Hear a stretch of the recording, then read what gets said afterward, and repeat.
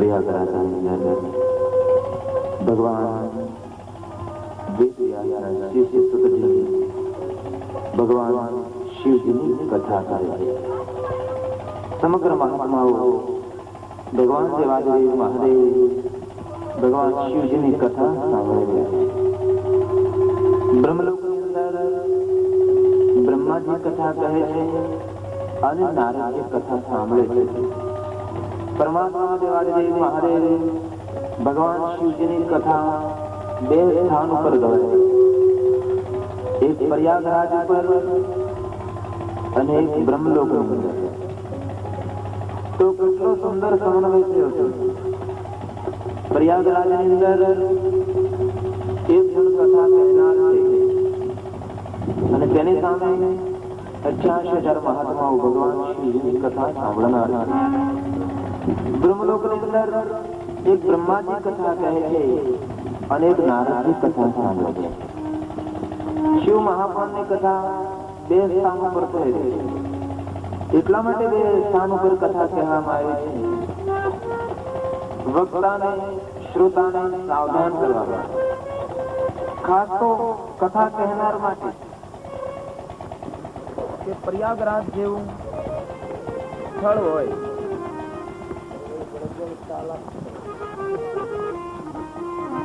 કથા સાંભળનારની સંખ્યા નહીં, ચંદ્ર નહીં, વાયુ નહીં, તેજ નહીં, આકાશ નહીં, પૃથ્વી નહીં, જ્યારે કોઈ પ્રધાન તત્વ નહીં, ત્યારે આદિ અનાદિ ભગવાન બ્રહ્મ ભગવાન શિવ એક જ બિરાજમાન હતા. જેમનો કોઈ આકાર નહીં, જેમનો કોઈ રૂપ નહીં, નિરંજન નિરાકાર પરમાત્મા એક બિરાજમાન હતા એવું કહેવામાં આવ્યું. ભગવાન શિવ એ નિરાકાર માંથી આકાર રૂપે પ્રગટ થયા છે. તેમની કથા ગઈકાલે આપણે તે કથાનું દર્શન કર્યું. સમગ્ર જગતનું નિર્માણ થયું. સૂર્ય, ચંદ્ર, પૃથ્વી, જળ જે આપણે આપણી આંખો દ્વારા અત્યારે જોઈ રહ્યા છીએ, સમગ્ર વસ્તુ ભગવાન શિવ દ્વારા નિર્માણ થઈ. સમગ્ર દેવતાઓ, સમગ્ર દેવીઓ, બધી જ વસ્તુ નિર્માણ થઈ. બ્રહ્માજીને ઉત્પત્તિનું કાર્ય સોંપ્યું છે, ભગવાન વિષ્ણુએ પાલન કરવાનું કાર્ય સંભાળ્યું છે અને ભગવાન શિવ રુદ્ર તરીકે પ્રગટ થઈ અને સંહારનું કાર્ય સંભાળ્યું છે. બ્રહ્મા, વિષ્ણુ અને મહેશ ત્રણ દેવતાઓ સૃષ્ટિનું સંચાલન કરી રહ્યા છે, સૃષ્ટિનો કાર્યભાર સંભાળી રહ્યા છે. તો ગઈકાલે આપણે શિવલિંગની પૂજાનો પ્રારંભ ક્યારથી થયો, કેવી રીતે થયો તેની કથાનું ગાન કરી રહ્યા હતા. તો ભગવાન અગ્નિસ્તંભ રૂપે પ્રગટ થયા. કેવડો ખોટું બોલ્યો, કેવડાને શ્રાપ આપ્યો, કેવડાને વરદાન પણ આપ્યું છે. બ્રહ્માજી ભગવાન વિષ્ણુ સાથે કપટ કર્યું માટે હે બ્રહ્માજીને દંડ મળ્યો છે અને વરદાન પણ મળ્યું છે. બધી જ વાત સત્ય છે, પણ મારો લાલો નાનો છે, હું દર્શન નહીં કરાવું. જોગી તમે જતા રહો, મારો લાલો થોડો મોટો થાય ત્યાર પછી આપ જરૂર પધારજો, હું આપને દર્શન કરાવીશ. જોગી કહે છે નહીં માં, હું આજે તારા લાલાના દર્શન કરીને જવાનો છું, આમ નામ જવાનો જ નથી, કારણ કે ઘણી દૂરથી યાત્રા કરીને આવ્યો છું, થાક પણ બહુ લાગ્યો, ઘણું કામ પણ છે, માટે જલ્દી માં તું મને તારા લાલાના દર્શન કરાવી દે, હું જતો રહું. માં કે નહીં, એ નહીં બને.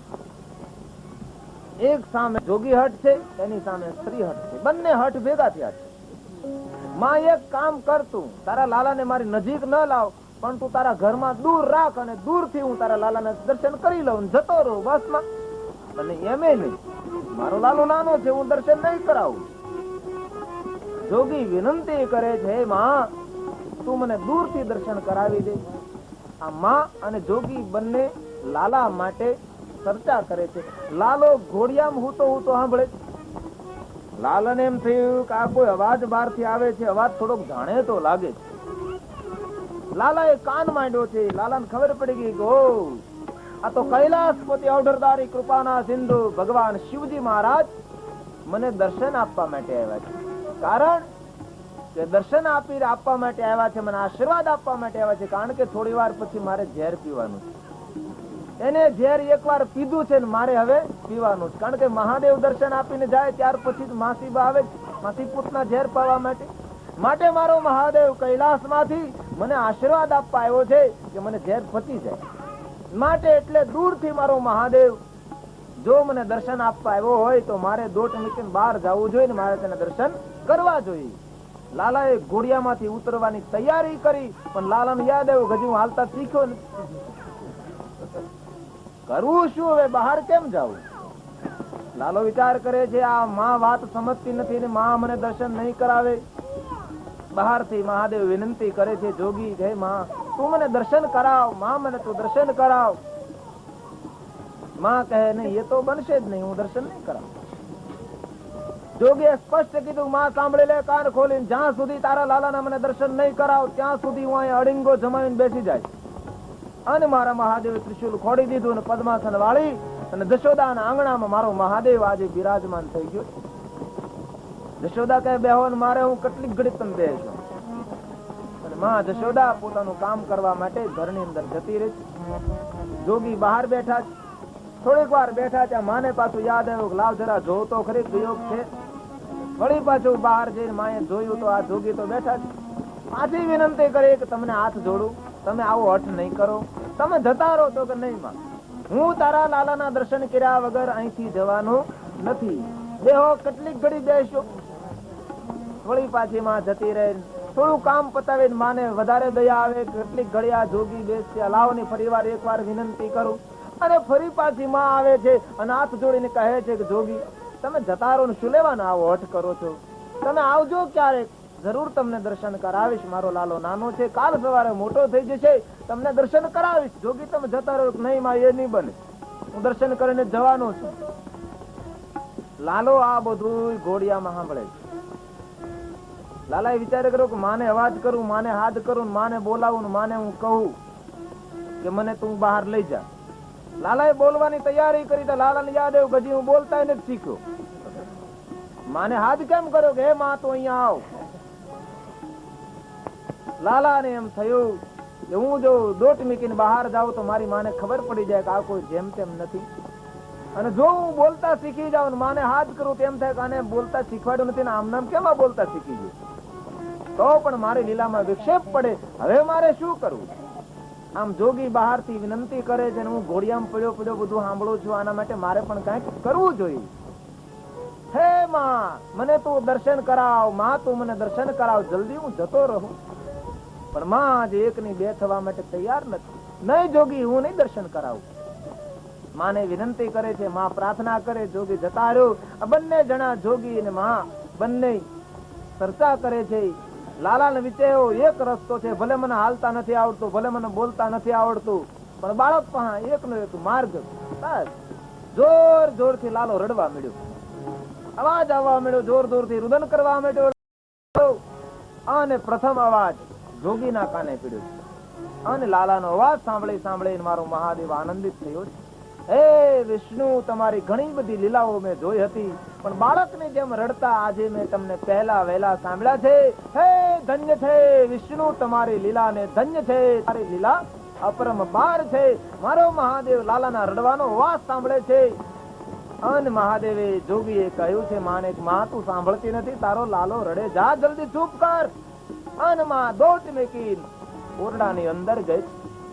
લાલાને જલ્દી તેડી લીધો છે. લાલો આજે કજિયે ચડ્યો છે. જોગી બહાર બેઠા બેઠા સાંભળે, લાલાના રડવાનો અવાજ સંભળાય છે. મારો મહાદેવ ધ્યાન મગ્ન છે, લાલાના રડવાનો અવાજ સાંભળે છે. અને માં આજે ઘોડિયામાંથી લાલાને તેડી રમાડવા લાગી છે, પણ લાલો આજે ચૂપ થતો નથી. આજે લાલો કજિયે ચડ્યો છે. શું થયું મારા લાલાને, શું થયું મારા લાલાને, મારા લાલને શું થયું? લાલો આજે માને ઈશારાથી સમજાવે છે કે માં તું મને બહાર લઈ જા. માં લાલાના ઈશારા સમજે છે, પણ માં કહે કે લાલા બાવા જેવું નથી, બાર બાવો આવ્યો છે, બાવો તને પકડી જાય. જોગી આવ્યો તું ડરી જાય કે નહીં માં મને તું બહાર લઈ જા. ઈશારાથી લાલો સમજાય મને બહાર લઈ જા. માં બધી લાલાની વાત સમજે, કારણ કે બાળકની વાત એ માં સમજી શકે છે. ઈશારાથી જે કઈ બાળક સમજાવે એ માં એની પૂરેપૂરી વાત સમજી શકે છે. માં સમજે છે કે લાલો શું કહેવા માંગે છે. પણ માં આજે લાલાને બહાર લઈ જવા માટે તૈયાર નથી. અને લાલો આજે રડવા લાગ્યો ને ક્રોધે પ્રાણો માના વાળ ખેંચવા લાગ્યો. માં તું મને બહાર લઈ જા, તો પણ માં લઈ જતી નથી. માના કાન ખેંચવા લાગ્યો, માનું નાક ખેંચવા લાગ્યો, માની સાડી તોડવા લાગ્યો. માં તું મને બહાર લઈ જા, મારે બહાર જવું છે. માં પોતાના લાલાને સમજાયો કે નહીં, બહાર જવા જેવું નથી, તું ચૂપ થઈ જા. મારા લાલાને શું થયું, શું થયું? હાથમાં પકડીને લાલાને ઉછાળે છે. તો પણ લાલો આજે ચૂપ થતો નથી.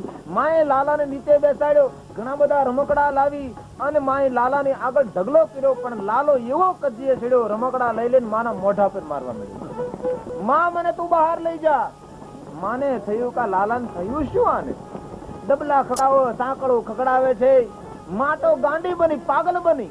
મારો લાલાને થયું શું? મારો લાલો કેમ સાનો રહેતો નથી? અને કોઈ પણ માં હોય, જયારે તેનું બાળક કજીએ ચડે ને બાળક જયારે ચૂપ ન થતું હોય, બાળક જયારે સાનું ન રહેતું હોય, ત્યારે માં છે એ ભાન ભૂલીને પાગલ જેવી થઈને બાળકને કેવી રીતે સાનું રાખવું એ પ્રયત્ન કરતી હોય. એ માં સમજી શકે, બીજું કોઈ ના સમજી શકે. જશોદા આજે પ્રયત્ન કરે છે, મારા લાલા તને શું થયું બેટા, તને શું થયું? લાલો કજીએ છેડ્યો છે, ઘડીક લાલાને કાખમાં રાખે, ઘડીક ઉછાળે છે, ઘરની અંદર આમથી તેમ આમથી આમ દોટ મેકે છે. માં પ્રયત્ન કરે લાલાને ચૂપ કરવા માટે. બહાર બેઠો બેઠો જોગી સાંભળે. જોગીને એમ થયું કે લાલો અંદર બેઠા બેઠા રેડ્યા કરશે, હું બહાર બેઠો બેઠો તેની રાહ જોયા કરીશ. લાલાએ તો તેનો પ્રયત્ન કર્યો, જોગીને થયું હું પણ એક પ્રયત્ન કરું. હવે જોગી બહારથી બોલ્યા છે, મૈયા, એ માં, મૈયા. માને થયું એક તો આ છોકરો કજે છે ને, એક તો બાવાએ બહુ કરી, ખતો ન થાય. આ છે કોણ? એ મૈયા સાંભળ. માં કહે શું? જોગી બોલ. જોગીએ કહ્યું, માં સાંભળ, તારા લાલાને છે ને કોઈકની નજર પડી. હે મારા લાલાને નજર પડી? કે હા માં, તારા લાલાને નજર પડી છે, તો શું કરવું જોઈએ? જોગી કહે, માં એક કામ કર, તું મારી પાસે લાવ ને તો નજર ઉતારી દઉં. અરે જોગી, તમને નજર ઉતારતા આવડે? જોગી કહે, મને બધું આવડે, એક વાર લાવ મારી પાસે. અને માં ભાન ભૂલીને પાગલ થઈ અને જલ્દી લાલાને લઈને બહાર આવીને મહાદેવના ખોળામાં મેક્યો. લાલો ચૂપ, ઘૂઘવાટા કરવા લાગ્યો, દાઢી પકડવા લાગ્યો, સર્પ પકડવા લાગ્યો. લાલો રમવા લાગ્યો, હસવા લાગ્યો. મનોમન મહાદેવ ને લાલાનું મિલન થયું છે. માં રાજી છે અને મારો મહાદેવ બોલ્યો છે, તેરા લાલા જગ ઉજિયારા સચ્ચિદાનંદ.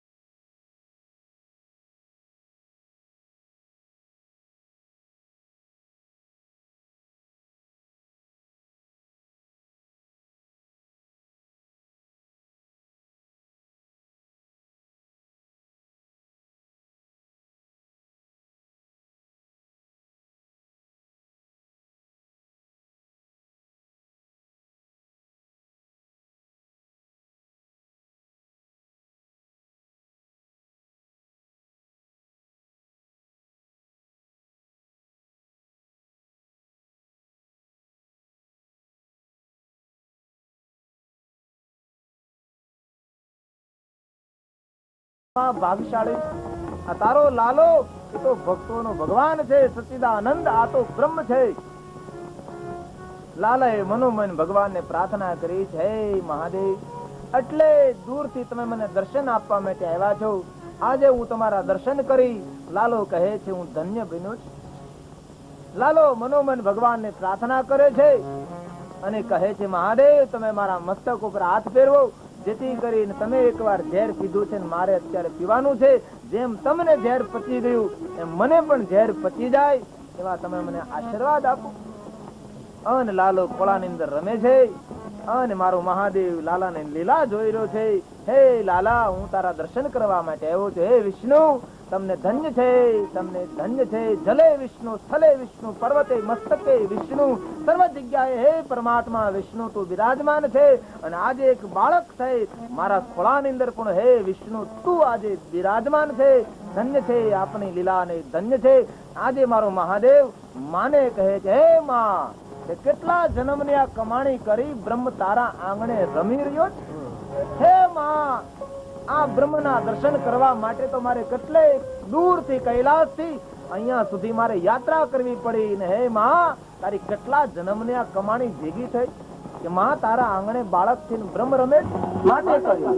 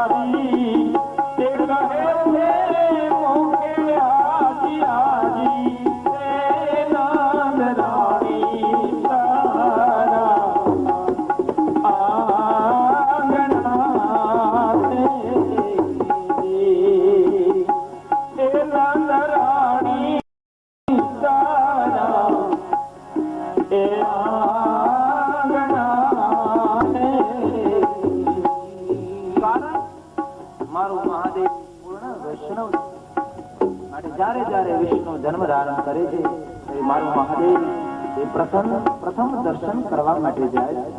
ભગવાન શિવ જેવું આ જગતની અંદર કોઈ દેવ નથી. સમગ્ર દેવતાઓનો ઇષ્ટ છે, સમગ્ર દેવતાઓનો અધિપતિ ભગવાન શિવ કૃષ્ણનું દર્શન કરવા માટે મારો મહાદેવ આવ્યો હતો.